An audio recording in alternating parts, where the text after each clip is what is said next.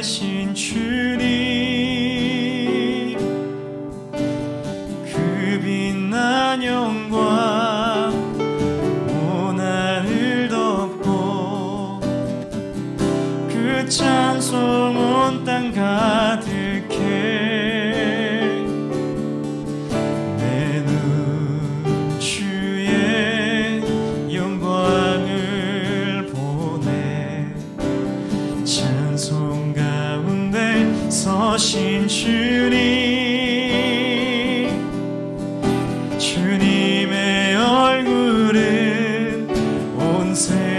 세상 향하네. 권능의 팔을 드셨네. 주의 영광 이곳에 가득해. 우린 손에 주님과 함께 찬양하며 우리는 전진하리. 모든 열방 주 볼 때까지. 내는 주의 영광을 보내. 우리 가운데 계신 주님, 그 빛난 영광 온 하늘 덮고 그 찬송 온 땅 가득해. 내 눈 주의 영광을 보내. 찬송 가운데 서신 주님, 주님의 얼굴은 온 세상 향하네. 권능의 팔을 드셨네.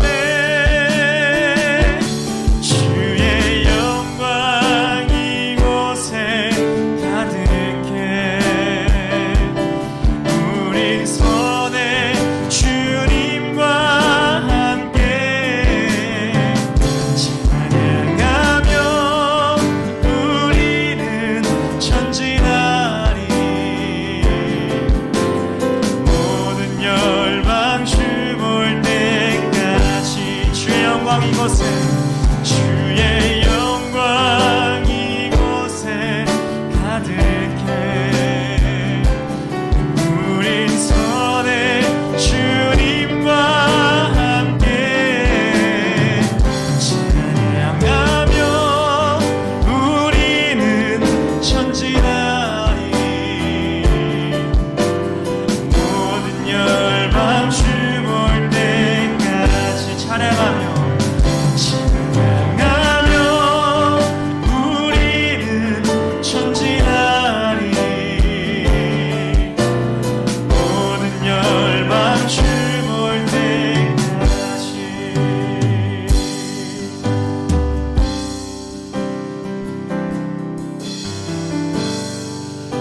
사랑하는 하나님, 감사합니다. 이 시간 주님을 이 시간에도 찬양합니다.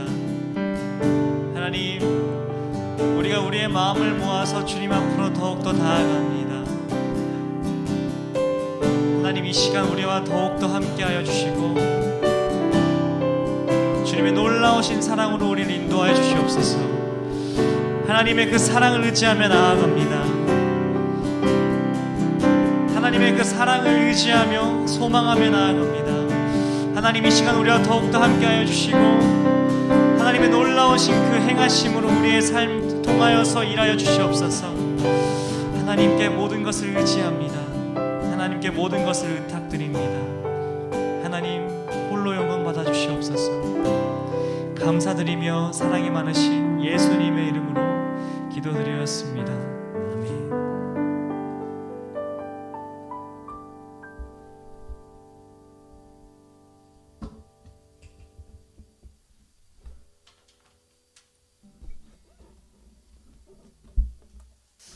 여러분, 먼저 인사하고 시작할까요? 우리 계속해서 크리스마스를 인사하고 있죠? 메리 크리스마스, 메리 크리스마스. 다 얘기하고 있죠? 지금 인사하고 있죠? 마스크를 써서 안 보이는데 우리 옆에 사람과도 인사해볼까요? 메리 크리스마스, 메리 크리스마스. 자, 이제 성탄절이 다가오고 있어요. 그렇죠? 오늘이 벌써 대림절 세 번째 주일이에요. 오늘이 12월 12일이잖아요. 그럼 다음 주면 막 13일, 14, 15, 16 이렇게 나가면 이제 벌써 이제 성탄절이 다가오는 게 느껴져요. 그리고 다음 주에는 날씨도 좀 추워진다 그래요. 사실 요즘에 너무 안 추워가지고 이게 겨울인가 싶은데 다음 주 이제 막 영하로 내려가고 막 추워진다 그래요. 이제 본격적으로 이제 성탄절이 다가오는구나 이렇게 느낄 것 같아요. 오늘은 대림절 세 번째 주예요. 지난주와 마찬가지로 이번 주도 대림절 초에다가 불을 붙이려고 하는데요. 오늘은 누가 붙여볼까요? 아직 시험 안 끝난 채연이가 붙여볼까요? 채연이 나오세요. 그냥 불 켜주세요. 그냥. 예. 우리 채연이는 수능은 끝났는데 아직 실기 시험이 남아가지고 요즘에도 하루하루 매우 힘들게 지금 연습하고 있는데, 우리 채연이가 여기 세 번째 여기다가 붙여주세요. 눌러. 꽉 눌러. 그렇지.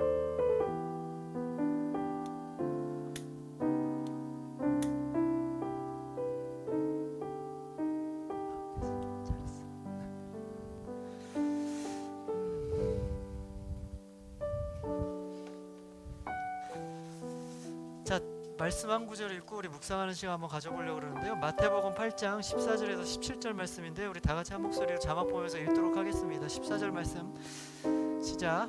예수께서 베드로의 집에 들어가사 그의 장모가 열병으로 앓아 누운 것을 보시고 그의 손으로 만지시니 열병이 떠나가고 여인이 일어나서 예수께 수종들더라. 저물매 사람들이 귀신 들린 자를 많이 데리고 예수께 오거늘 예수께서 말씀으로 귀신들을 쫓아내시고 병든 자들을 고치시니. 자, 예수님께서 이 땅에 오셔서 하신 일은 크게 세 가지로 나눌 수 있어요. 가르치고, 전하고, 고치고. 그래서 앞자만 따서 가전고라고 얘기한 거 여러분 들어봤죠? 제가 설교할 때 많이 해줬잖아요. 가르치고, 전하고, 고치고, 가전고. 무엇을 가르쳐 주셨을까요?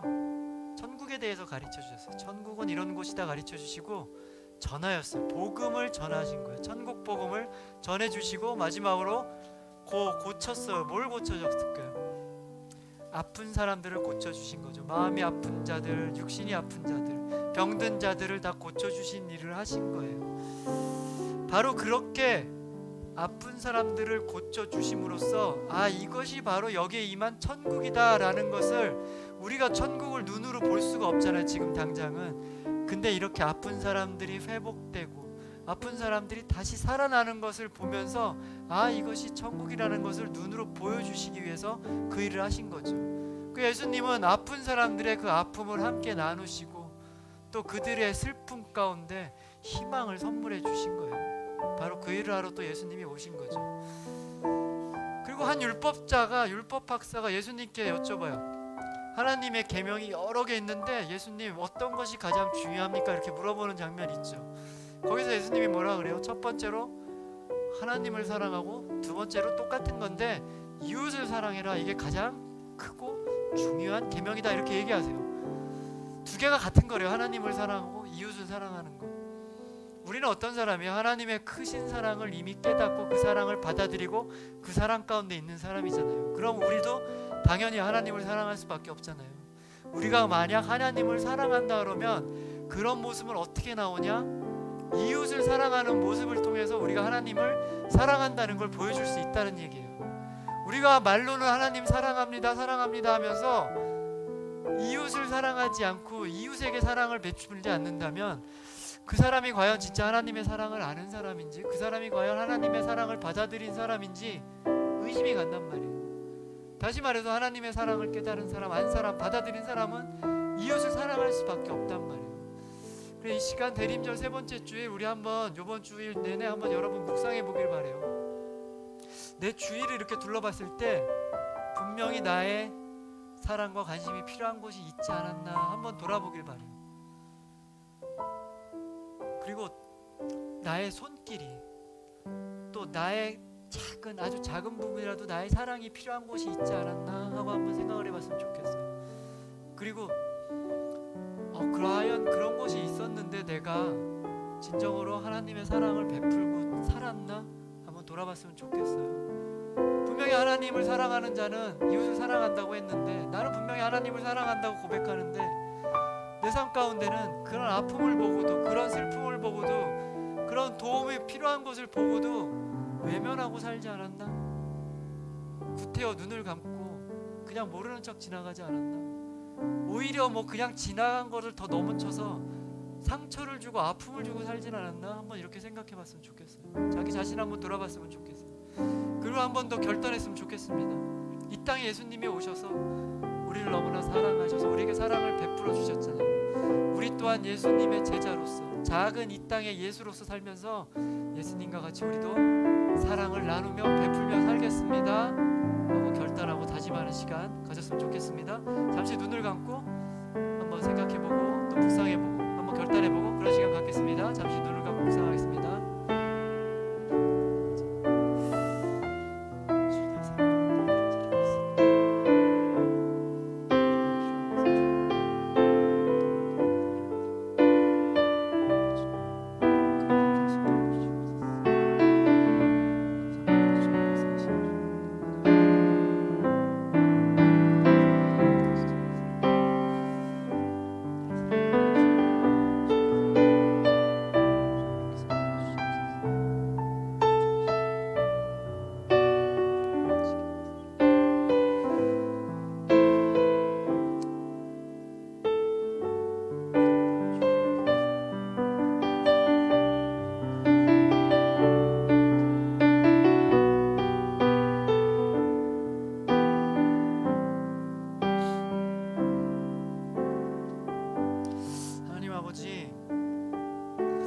하나님의 크신 너무나 놀라우신 그런 사랑을 받은 자로서 이 땅을 살면서 우리도 하나님께 받은 그 사랑 잘 전하고 잘 베풀며 살게 하여 주시옵소서. 감사드립니다. 이 모든 말씀 우리 주 예수 그리스도 이름으로 기도합니다. 아멘. 아멘. 아멘. 자, 대림절 세 번째 주일이었습니다. 이번 주 내내 세 번째 주일이에요. 여러분들 이 주제 가지고 좀 묵상하고 여러분들 도움이 필요한 곳, 사랑이 필요한 곳에 꼭 사랑을 베풀며 전하며 그렇게 살기 바랍니다. 자, 오늘 함께 나눌 본문 함께 읽도록 하겠습니다. 오늘 함께 읽을 본문은 시편 21편입니다. 시편 21편. 자, 다 같이 찾아보도록 하겠습니다. 자, 정훈이는 그러면 같이 봐도 되고요. 아니면 옆에 좀 그런가요? 아, 괜찮아요. 아, 언니 누나랑 같이 봐요. 다 한 목소리로 읽을 거니까요. 다 같이 찾았으면 좋겠습니다. 다 찾았나요? 다 찾았어요? 시편 21편. 자, 다 같이 한 목소리 읽겠습니다. 시작. 여호와여, 왕이 주의 힘으로 말미암아 기뻐하며 주의 구원으로 말미암아 크게 즐거워하리이다. 그의 마음의 소원을 들어주셨으며 그의 입술의 요구를 거절하지 아니하셨나이다. 주의 아름다운 복으로 그를 영접하시고 순금관을 그의 머리에 씌우셨나이다. 그가 생명을 구하매 주께서 그에게 주셨으니 곧 영원한 장수로소이다. 주의 구원이 그의 영광을 크게 하시고 존귀와 위엄을 그에게 입히시나이다. 그가 영원토록 지극한 복을 받게 하시며 주 앞에서 기쁘고 즐겁게 하시나이다. 왕이 여호와를 의지하오니 지존하신 이의 인자함으로 흔들리지 아니하리이다. 왕의 손이 왕의 모든 원수들을 찾아내며 왕의 오른손이 왕을 미워하는 자들을 찾아내리로다. 왕이 노하실 때에 그들을 풀무불 같게 할 것이라. 여호와께서 진노하다 그들을 삼키시리니 불이 그들을 소멸하리로다. 왕이 그들의 후손을 땅에서 멸하며 그들의 자손을 사람 중에서 끊으리로다. 비록 그들이 왕을 해하려 하여 음모를 꾸몄으나 이루지 못하도다. 왕이 그들로 돌아서게 하며 그들의 얼굴을 향하여 활시를 당기리로다. 여호와여, 주의 능력으로 높임을 받으소서. 우리가 주의 권능을 노래하고 찬송하게 하소서. 아멘. 자, 우리는 12월 계속해서 다윗이 쓴 그 시편을 통해서 다윗 인생에 일어났던 그 수많은 사건 중에 다윗은 과연 어떤 마음이 있었는지, 어떻게 하나님을 찬양했는지 그 메시지를 함께 나누고 있습니다. 그렇게 함으로써 그 다윗의 속에 있는 깊은 고백을 통해서 그걸 함께 나눔으로써 우리 삶 가운데 우리도 과연 어떻게 살아야 되는지, 어떻게 하나님을 향한 우리의 마음이 있어야 되는지 함께 정형해 보는 그런 시간도 갖도록 하겠습니다. 오늘은 그 5번째 시간으로 먼저 우리 제목 읽고 시작하겠습니다. 다윗과 떠나는 시편 여행 5번째 시간. 다윗 드디어 왕관을 쓰다. 자, 이제 오늘은 다윗이 왕관을 쓰는, 드디어 이제 왕이 되는 장면을 함께 나누려고 하는데요. 지난주 얘기 여러분들 기억나는지 모르겠어요. 지난주에 사울을 피해서 이제 광야로 도망치게 됐습니다. 다윗이 막 너무나 억울했겠죠. 자기가 특별히 잘못한 것도 아니잖아요. 뭐 잘못하기는커녕 오히려 열심히 잘 산 죄밖에 없죠. 전쟁에 나가서 이기고 골리앗도 쓰러뜨리고 그랬는데 사울이 시기심 때문에 너무나 억울하게 광야로 도망칠 수밖에 없었습니다. 그런 상황에 빠지면 어떨까요? 사람들이 보통 여러분도 억울한 일을 당할 때가 너무 많잖아요. 억울한 일, 내가 잘못한 거 아닌데 괜히 내가 누명을 쓰거나 내가 대신 혼나거나 뭐 이런 억울한 일이 생기면 막 되게 실망이 되겠죠. 좌절하겠죠. 그러나 다윗은 지난주에 얘기 나눈 대로 그렇게 하지 않았어요. 그렇게 억울하고 힘들수록 더욱 하나님께 기도하고 하나님을 찬양하며 하나님 품으로 나아간 거죠. 그리고 하나님의 도우심을 간구하는 기도를 계속 올렸던 거예요. 그 결과 하나님의 도우심으로 다윗은 아주 놀라운 사건을 통해서 그 광야 생활을 잘 이겨내게 된다는 거죠. 그게 지난주에 얘기였어요. 근데 그렇게 광야 생활을 하던 중 하나님의 놀라우신 사건으로 광야 생활을 잘 이겨내던 중 아주 놀라운 다윗 인생을 완전히 뒤바꿔 놓을 만한 아주 큰 사건이 생겼습니다. 어떤 사건이냐면 그동안 이스라엘을 끊임없이 괴롭히던 그 블레셋이 또 다시 이스라엘을 공격하러 온 것이죠. 그러자 이스라엘 왕 사울이 막아야 되니까 이제 사람들을 모았어요. 군대를 모아서 이제 블레셋과 싸우러 나갑니다. 근데 멀리서 블레셋 군대를 보더니 사울의 마음이 두려움이 확 생긴 거예요. 근데 사실 블레셋 군대라고 하면은 예전만 못한 거예요. 왜냐하면 블레셋에서는 위대한 장수가 있었죠. 누구였나요? 골리앗이라는 그 괴물 같은 그 장수가 있었을 때 블레셋은 되게 강했어요. 그러나 죽었잖아요. 다윗에 의해서 죽게 됐잖아요. 그 후로 블레셋은 뭐 있긴 하지만 별 볼 일 없었다는 거죠. 그때보단 전력이 상당히 약했을 거라고. 그럼에도 불구하고 사울은 그 블레셋을 보자마자 겁이 덜컥 났대요. 왜 그랬을까요? 하나님을 떠난 사울의 마음에는 두려움이 확 찾아온 거죠. 그럼 어떻게 해야 될까요? 사람이 두려우면 뭔가 의지하고 싶고 뭔가 찾아보고 싶죠. 뭔가 지푸라기라도 짚고 싶은 뭐 그런 심정이 생기잖아요. 우리가 두려워하면 뭔가 좀 의지하고 싶잖아요. 그래서 이 사울은 어떻게 했냐? 신접한 여인, 요즘 말로 무당을 찾아간 거예요. 무당한테 점쳐달라는 거죠. 어떻게 될 건지. 근데 그런 일이 있으면 도움이 될까요? 무당한테 뭐 점 보는 사람한테 점을 보면 그 일이 나의 인생에 도움이 될까요? 과연? 그럴 리가 없죠. 대상을 잘못 짚은 거죠. 그렇게 불안한 마음이 들었다면 다시 하나님께 찾아가고 하나님께 엎드려야 되는데 그렇지 않고 신접한 여인 엉뚱한 짓을 한단 말이에요. 그래서 그 결과 전쟁은 펼쳐졌지만 당연히 패하게 됐겠죠. 그리고 사울은 그 전쟁에서 죽게 됩니다. 그 사울만 죽는 게 아니라 사울의 아들 요나단, 여러분 잘 알죠. 다윗과 가장 친했던 그 절친 요나단마저 그 전쟁에서 죽게 되는 불행한 사건이 발생하게 되는 거예요. 그리고 또 하나의 사건이 펼쳐지는데요. 이것도 이제 다른 나라가 이스라엘을 공격하는 일이에요. 블레셋뿐만 아니라 이번엔 동쪽에 자리 잡았던 아말렉 족속도 이스라엘을 또 공격해서 막 들어오는 거죠. 거의 동시에 공격이 일어난 거예요.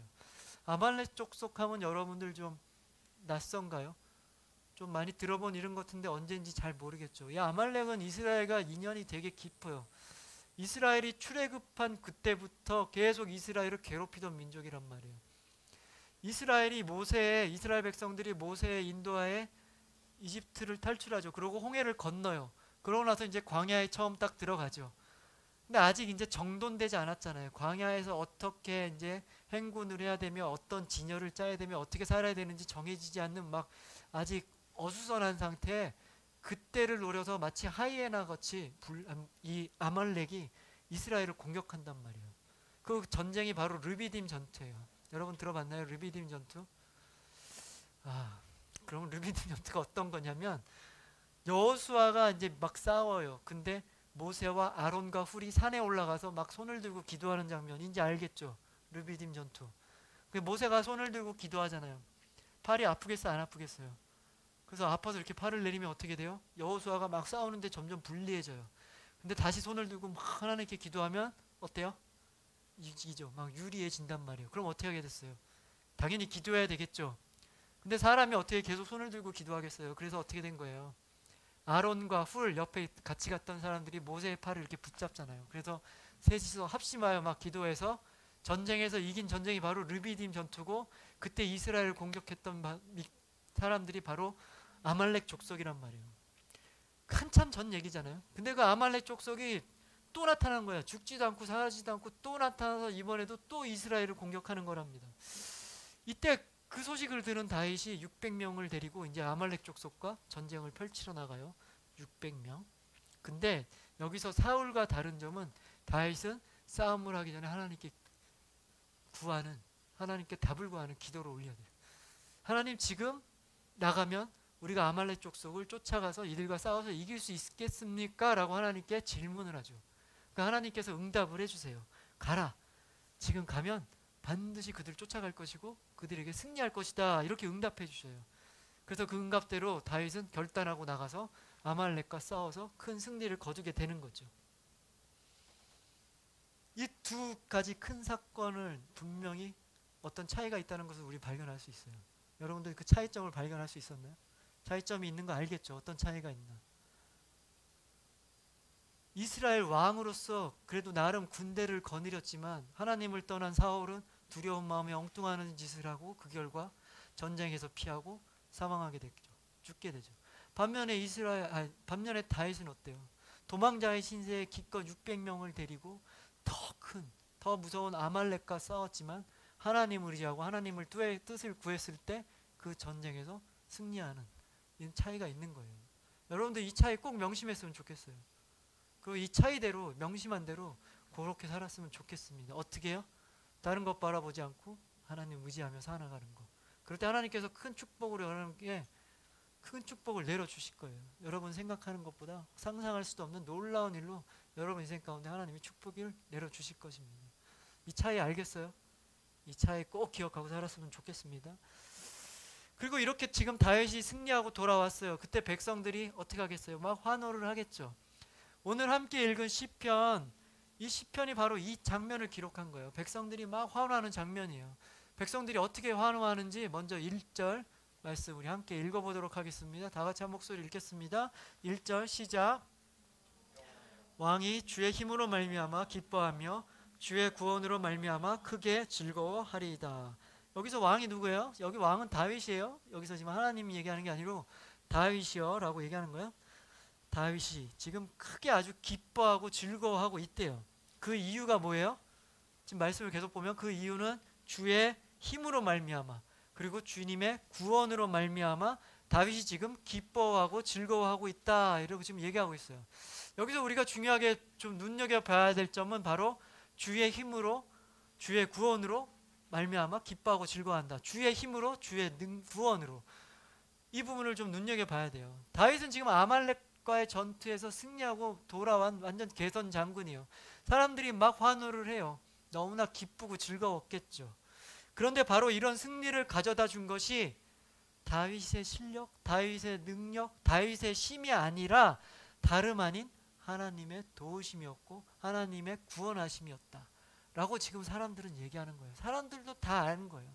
다윗의 승리를 봤을 때 하나님이 함께 해주시고 도와주지 않으면 도저히 저 싸움에서 승리할 수 없었을 텐데 다윗이 승리했구나 라는 것을 누구나 다 볼 수 있었던 거죠. 그래서 다윗에게 환호를 하면서 하나님의 힘, 하나님의 능력으로 도와주심을 감사하는 걸 지금 외치고 있는 거예요. 그리고 이어지는 3절을 보면 뭐예요? 다윗이 드디어 순금의 왕관을 쓰게 돼요. 그리고 5절을 보면 뭐라고 돼 있냐면 존귀와 위엄의 옷을 입는다라고 돼 있어요. 존귀와 위엄의 옷, 과연 무엇이냐? 그게 왕이 입는 옷이라는 거예요. 드디어 다윗이 왕관을 쓰고 왕의 옷을 입었다. 무슨 얘기예요? 이렇게 기쁨의 승리를 하고 돌아온 다윗이 드디어 왕이 되었다, 그 얘기를 하는 거예요. 사실 다윗은 아주 어렸을 때 그 목동으로 양을 칠 때 이미 이스라엘 왕으로 기름 부음 받았잖아요. 갑자기 사무엘이 찾아와서 기름을 부어줬잖아요. 네가 이스라엘 왕이다라고 했어요. 그러나 왕이 되었나요? 그렇지 않죠. 뭐 왕이 되기는커녕 그동안 이런저런 수없이 많은 어려움들만 겪었죠. 고비도 수차례 넘겼잖아요. 우리가 계속 광야의 이야기들 나눴잖아요. 막 미친 사람인 척한 그런 비참한 시간도 있었고, 막 사울을 피해 다니면서 죽을 고비도 수차례 넘겼단 말이에요. 아주 어렸을 때 왕이라고 했는데, 네가 왕이라고 기름 부음 받았는데 이게 뭐예요? 그러나 그 시간을 잘 이겨낸 다윗은 끝내는 이렇게 왕이 된 거죠. 사실 다윗의 인간적인 면모만 보면 다윗은 아주 훌륭한 사람인 것 같아요. 아주 열성적이고 열심이고 아주 성실하고 대단한 사람인 것 같아요. 어려서 목동으로 지낼 때도 다윗은 성실하게 자기에게 맡겨진 일 잘했단 말이에요. 혼자 막 하루 이틀도 아니고 몇 날 며칠을 광야에서 떠돌아다니면서 양을 키워야 되잖아요. 집에도 못 들어가고.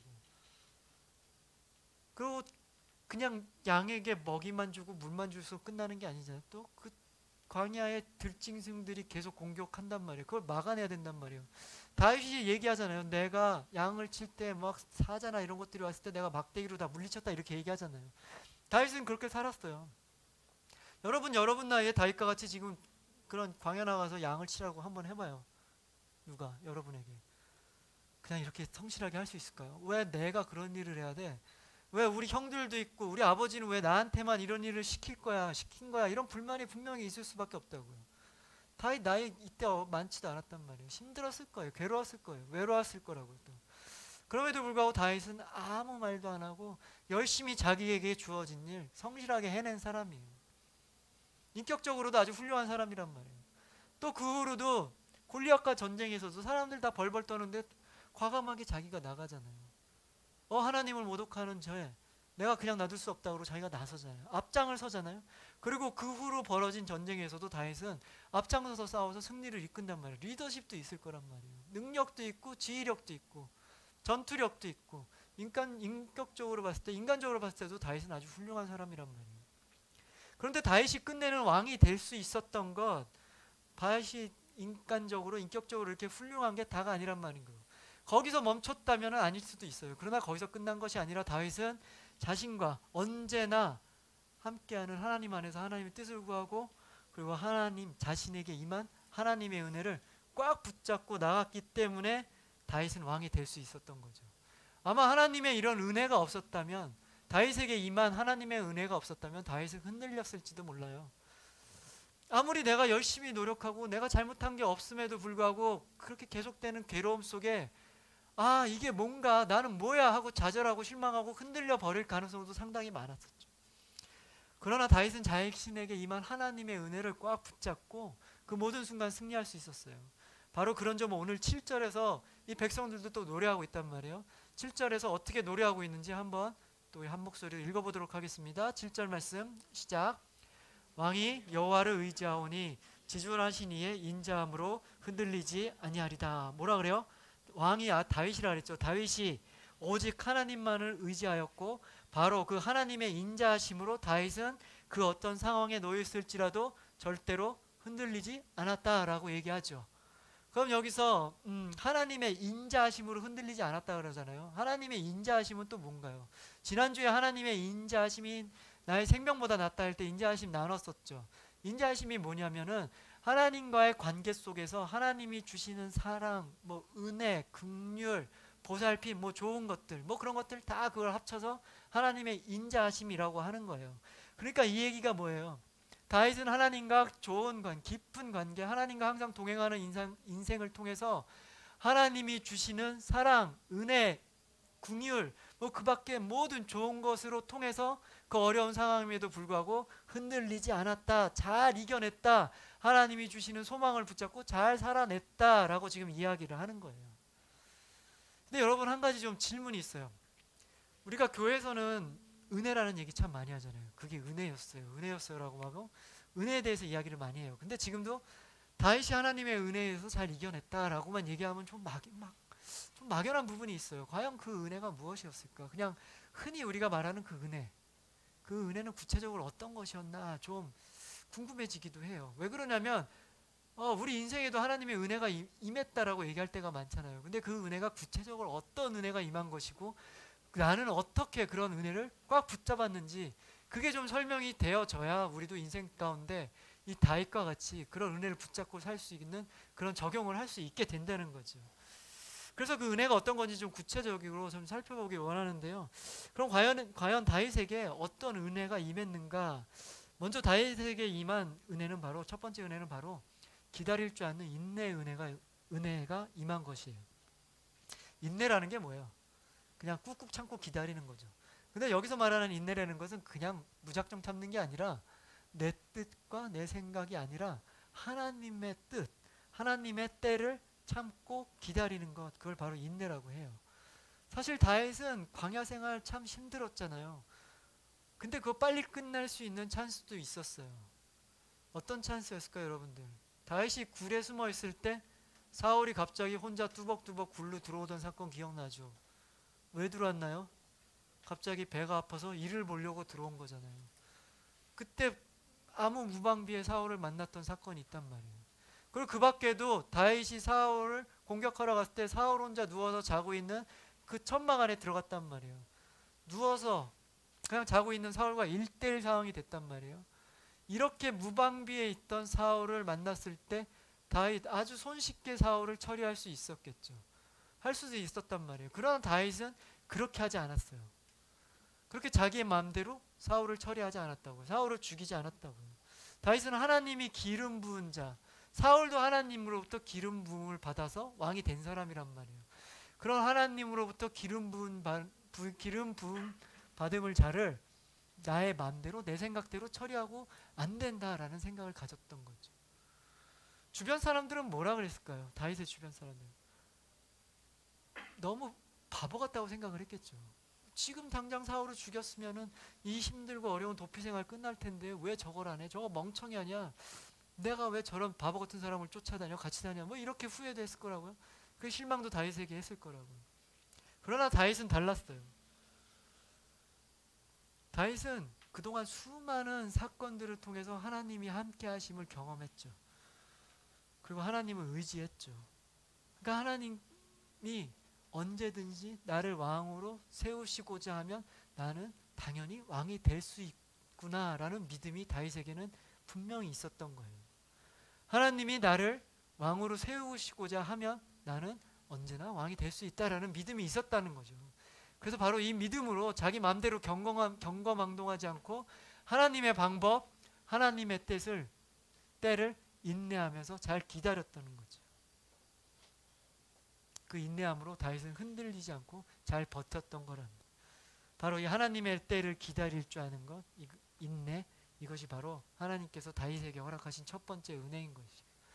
그리고 하나님이 다윗에게 임해준 두 번째 은혜는 바로 결단하고 나아가는 은혜, 담대함의 은혜인 거예요.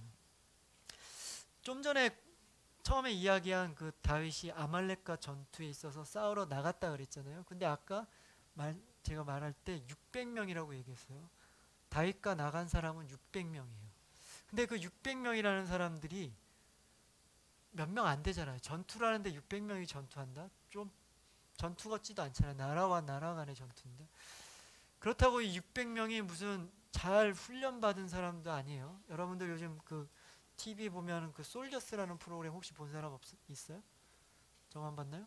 재밌던데? 거기 막 이렇게 특전사 출신 무슨 UDT 출신 막 우락부락하고 뭐 엄청난 사람들 나와가지고 누가 더 잘하나 그렇게 하더라고요. 그래서 국가대표를 뽑는데요. 막 그 사람들은 뭐 일당백 하겠더라고요, 진짜.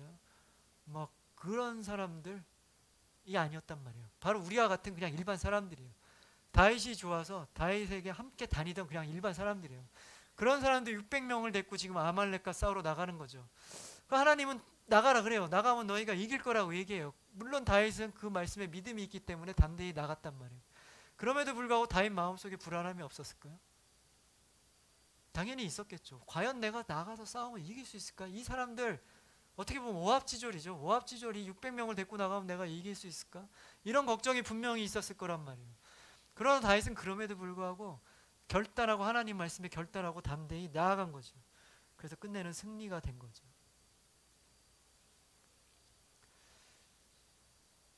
그리고 또 한 가지 다윗이 결단하는 은혜가 임했던 그런 사건, 또 우리가 눈여겨봐야 할 사건이 바로 오늘 장면이에요. 오늘 장면을 보면 다윗이 지금 돌아와서 왕이 되는 장면이잖아요. 아말렉과 전쟁을 다 이기고 나서 돌아왔어요. 근데 돌아오기 전에 실은 다윗은 또 하나님께 기도를 했어요. 앞날에 내가 어떻게 해야 되는지 그걸 여쭤보려고 또 기도를 한 거죠. 그때 하나님께서 헤브론으로 가라 그랬어요. 그래서 다윗은 지금 헤브론으로 돌아온 거예요. 그리고 헤브론이 돌아와서 왕이 된 거죠. 근데 하나님께서 뭐 헤브론으로 가서 헤브론으로 갔어요. 그래서 왕이 됐어요. 뭐 이렇게만 얘기하고 끝나면 이게 무슨 대단한 결단인가? 이게 무슨 대단한 결심인가? 이렇게 생각할 수 있어요. 그냥 뭐 별거 어려운 거 없었잖아요. 그냥 가리니까 가서 왕이 됐으니까 좋은 일 아닌가? 라고 생각할 수 있지만 그 내용을 안다면 이건 대단한 결단이라는 거예요. 그 내용은 뭐냐면 지금 헤브론이라는 데는 이스라엘의 중앙이 아니에요. 사울의 왕궁이 있는 도시가 아니란 말이에요. 헤브론은 다윗이 속한 유다 지파의 작은 도시에 불과해요. 어떻게 말하면 변두리예요. 시골이란 말이에요. 지금 거기서 가서 거기에 왕이 된 거예요. 이스라엘 전체를 다스리는 왕이 된 게 아니라 그냥 조그만 지역의 대장이 된 것뿐이란 말이에요. 골목 대장. 지금 상황이 어때요? 사울이 죽어버렸단 말이에요. 그럼 이스라엘은 지금 왕이 없어요. 막 혼란해요. 그 왕궁에는 지금 사울의 아들 이스보셋을 세워서 막 왕으로 삼으려고 그런단 말이에요. 아직 정확하게 정비가 안 됐어요. 그러면 지금 아말렉과 싸움을 하고 이겨서 돌아왔어요. 그러면 어디로 가는 게 정답일까요, 여러분? 왕궁으로 쳐들어가야죠. 아직 정신없는 그 이스라엘 왕궁으로 쳐들어가서 싹 정리하고 내가 이스라엘 전체를 다스리는 통치하는 그런 왕으로 등극해야 되는 게 정답 아니겠어요? 다윗의 마음에도 분명히 그런 욕심이 있었을 거라고, 그렇게 하고 싶은 마음이 있었을 거라고요. 그래서 하나님한테 여쭤봤을 거라고요. 근데 하나님은 그로 가라고 안 했어요. 어디로 가라고요? 헤브론으로 가래요. 뭐야, 이 조그만 데 가서 내가 뭐 하라는 거야? 내가 기껏 여기서 골목대장 하려고, 난 이미 골목대장이었는데도 600명이나 나를 따라다녔잖아요. 근데 거기 가서 나보고 왕을 하라고? 실망했을지도 모른단 말이에요. 그리고 초조했어요. 지금 이스보셋이 또 왕이 된단 말이에요. 사울의 뒤를 이어서. 그럼 나의 왕이 되는 때는 또 언제 돌아오겠느냐? 과연 나는 내 인생 가운데 왕이 되기나 하는 거야? 이런 초조함이 또 찾아왔겠죠. 과연 나는 진짜 그렇게 될 수 있을까? 걱정이 됐을 거란 말이에요. 그럼에도 불구하고 딱 결단하고 헤브론으로 가서 헤브론에서 왕이 됐어요. 그리고 7년 6개월 동안 그곳에서 왕으로 있었어요. 그리고 그 후로 이스라엘 전체의 왕이 되는 거죠. 우리가 잘 알듯이. 다윗이 이스라엘 왕으로 이렇게 한 번에 쉽게 된 게 아니에요. 헤브론에서 7년 6개월이라는 시간 또 기다리고 인내하고 있었단 말이에요. 그걸 가라고 했을 때 하나님께서 다윗은 결단하고 담대하게 그곳으로 간 거예요. 이렇게 기다릴 수 있는 은혜, 그리고 담대히 하나님 말씀에 순종하고 나갈 수 있는 은혜, 이 두 은혜를 통해서 다윗은 이스라엘의 가장 위대한 왕으로 등극할 수 있었다는 거예요. 그런데 사실 이런 기다림, 이런 결단, 이렇게 말로 하면 여러분들 쉬울 것 같죠. 뭐 하나님께서 그렇게 말씀하시니까 나도 그렇게 할 수 있을 거다, 우리도 충분히 그렇게 할 수 있을 거다, 그렇게 생각하나요, 여러분들? 쉽지 않아요. 눈에 뻔히 보이잖아요. 지금 이 글로 가면 내가 왕이 되는데 안 간단 말이에요. 여러분들이 한번 생각을 해봐요. 다윗이라고 생각하고. 뻔히 눈에 좋은 게 보이는데 그걸 안 하고 일부러 힘들게 돌아간다? 쉽지 않단 말이에요. 그리고 내 생각 같아서는 당장 그렇게 하면 분명히 될 것 같아요. 좋은 일이 있을 것 같은데 그걸 참고 있네. 그렇게 안 하고 기다려야 된단 말이에요. 기다리기 쉽겠어요? 아니죠. 그리고 내 생각 같아서는 그거 하면 안 될 것 같아. 하나님이 분명히 그걸 원하신다는 건 내가 알지만 그거 내가 너무 무서워, 두려워, 내가 도저히 할 수 없을 것 같은 일인데도 불구하고 내가 그것을 해? 담대하게 그 일을 한다? 말은 쉽죠. 다윗이 한 얘기가 우리가 지금 그냥 역사적인 얘기, 그냥 이미 지나간 사건에 대해서 쉽게 지금 얘기하고 나누고 있지만 그 당시에 다윗 심정으로 여러분들이 돌아간다면, 들어가 있으면 쉽지 않았다고요. 그렇게 결단하지 않았단 말이에요. 어쩌면 불가능한 일일지도 몰라요. 우리의 힘으로, 우리의 능력으로 우리가 그렇게 기다리고 담대하게 나아간다? 불가능한 일일지도 모른단 말이에요. 그렇기 때문에 바로 하나님의 은혜라는 말을 붙인 거예요. 하나님의 은혜가 그렇게 허락되지 않으면 우리는 절대로 그 일을 할 수 없는 거죠. 바로 다윗은 하나님과 항상 동행하는 인생을 통해서 그동안에 계속 하나님을 경험하며 하나님의 주시는 은혜를 계속 경험했을 거란 말이에요. 바로 그런 은혜로 말미암아 흔들리지 않고 인내하고 두려움 없이 담대하게 나갈 수 있었던 거예요. 그냥 가만히 내 힘으로 한다고 할 수 없습니다. 하나님과 함께 동행하는 삶을 통해서 하나님의 은혜를 경험하고 그 경험을 통해서 우리가 하나님이 주시는 은혜를 받으면 우리도 그렇게 할 수 있는 거예요. 여러분도 이 다윗과 같이 그런 인생을 살기를 축복합니다. 기다려야 할 때 흔들리지 않고 기다리고 나가야 할 때 담대하게 나아가는 여러분 인생 되시기를 주님의 이름으로 축복합니다. 아멘. 아멘. 나의 생각을 앞세워서 막 하나님은 여기라 그러는데 하나님은 앞서서 막 나 혼자 막 달려나가는 그런 인생이 아니라 또 하나님이 가야 된다고 손을 막 이렇게 붙잡고 가는데 여러분들 그 손 놓치고 막 주저주저하고 혼자 못 따라가고 저 멀리서 괜히 혼자 막 두려워하고 있는 그런 인생이 아니라 하나님께서 기다리라고 하시면 1년 아니라 2년 아니라 10년까지도 기다릴 수 있는 그런 인내, 그리고 하나님이 담대히 나아가라고 하면 여러분 앞에 홍해가 딱 있더라도, 여러분 앞에 여리고성이 딱 버티고 있더라도 담대히 결단하고 나아가는 여러분 되기 바랍니다. 바로 그런 인생을 통해서 하나님이 주시는 놀라운 축복, 그 축복도 누리며 살아가는 여러분 인생 되시기를 주님의 이름으로 축복합니다. 아멘. 아멘.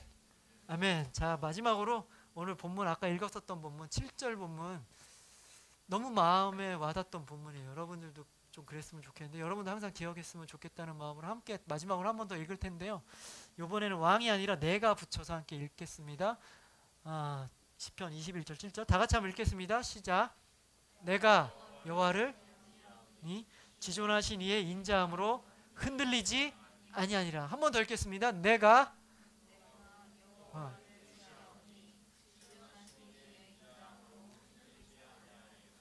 꼭 하나님 안에서 하나님의 은혜로 흔들리지 않고 하나님과 함께 동행하는 인생 되시기를 주님의 이름으로 축복합니다. 아멘. 아멘. 자, 우리 함께 찬양하도록 하겠습니다.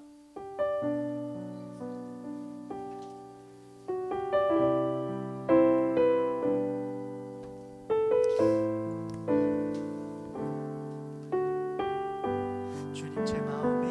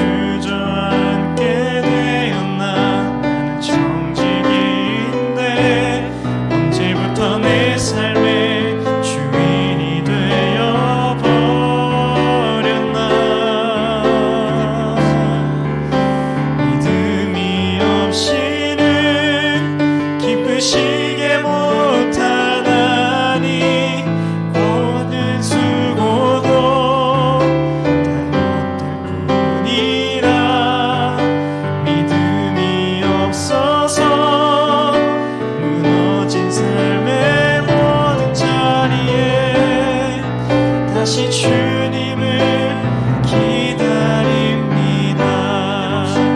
믿음이 없이는 기쁘시게 못하나니 주를 찾는 자 반드시 만나리. 믿음이 없어서 무너진 삶의 모든 자리에 다시 주님을 기다립니다.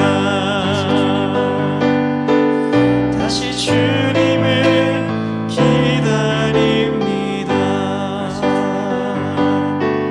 다시 주님을 기다립니다.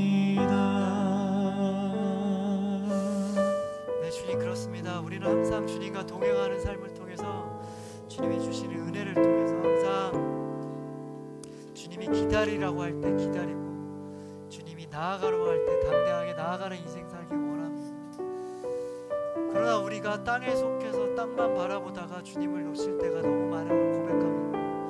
우리 삶 가운데 그렇게 무너진 자리가 있다면 주님 우리와 함께 해주시고 우리를 불쌍히 여겨주셔서 우리가 다시 한번 믿음을 회복해서 주님을 기다리며 주님의 뜻대로 인내하며 주님의 뜻대로 다시 한번 담대하게 나아가는 인생 살 수 있도록 주님 함께하여 주시옵소서.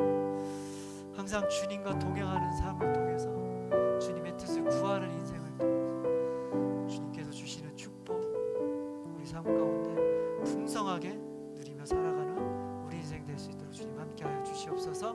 그렇게 하실 주님을 찬양하며 이 모든 말씀 우리 주 예수 그리스도의 이름으로 기도합니다. 아멘. 하나님께 영광의 박수 올려드리겠습니다. 아멘.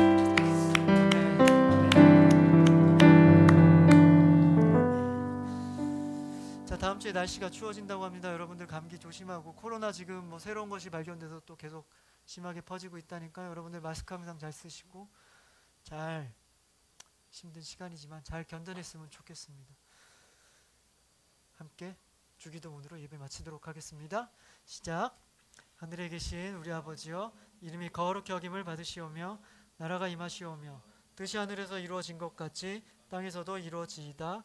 오늘 우리에게 일용할 양식을 주시옵고 우리가 우리에게 죄 지은 자를 사하여 준 것 같이 우리의 죄를 사하여 주시옵고 우리를 시험에 들게 하지 마시옵고 다만 악에서 구하시옵소서. 나라와 권세와 영광이 아버지께 영원히 있사옵나이다. 아멘. 아멘. 다음 한 주도